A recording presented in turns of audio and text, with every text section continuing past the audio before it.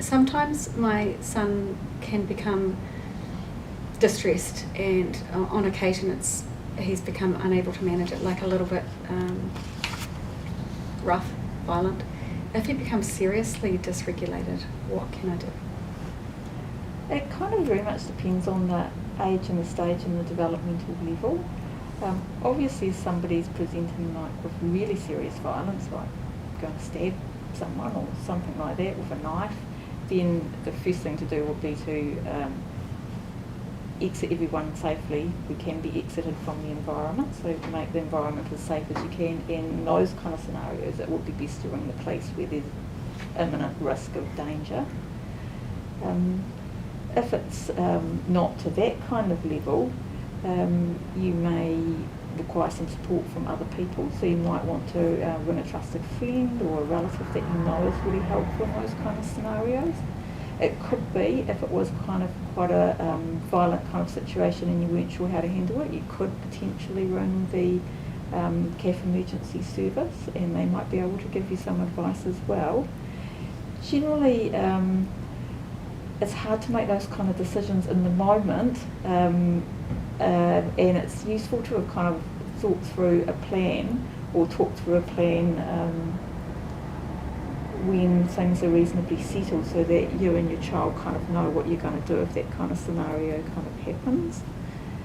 Unfortunately, sometimes my son can become really upset, and he's even been known to hurt me or his siblings. If I became really concerned, like it's worse than it's ever been, what are some of my options? I think that, if you're on the waiting list and this is happening, it will be really important to ring and let people know it's happening, and they may be able to give you some good advice on the phone. If this situation is actually people are at serious risk of being hurt, it is okay to call the police. Your child is not going to get, charged, and it's not going to have legal long-term consequences if you do that. It's very, very rare for police to charge anyone under the age of 14 unless it's an incredibly serious offence.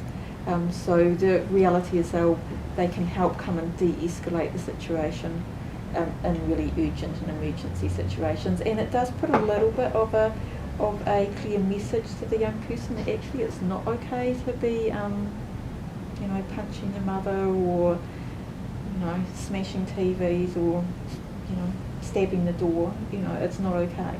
So it is a helpful message for them as well. And how young are we talking about?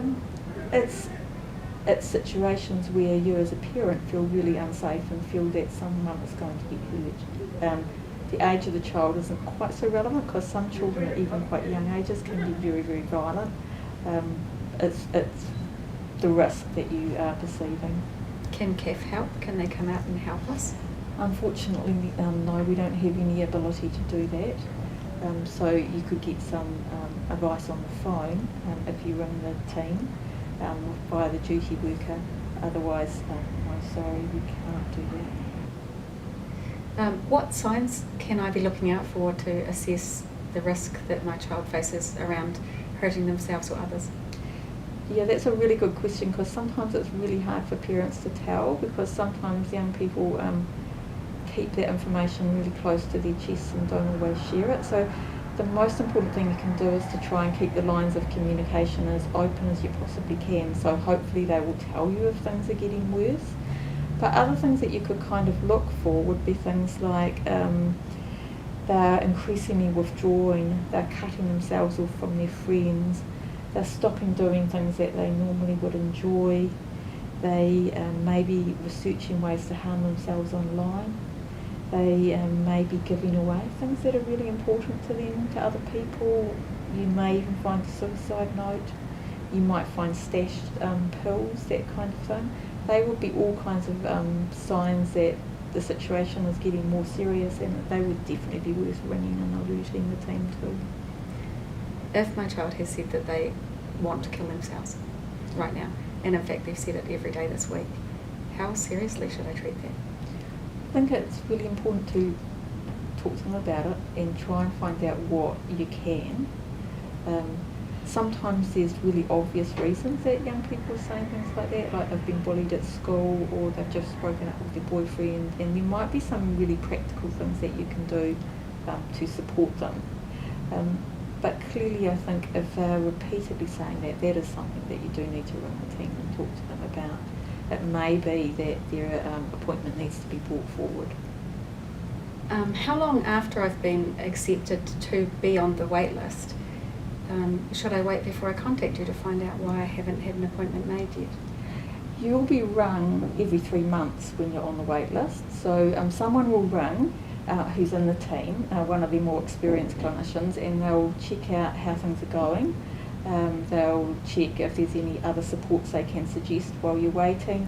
They may re-triage where you are on the wait list depending on the information that you give.